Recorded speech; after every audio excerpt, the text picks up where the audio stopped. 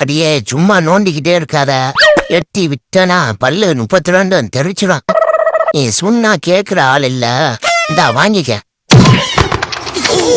அப்பா, நம்ம முதலாளி பைத்தியம் இந்த ஹீல்ஸ் செருப்பு இன்னைக்குதான் வச்சுட்டு போயிருக்கு.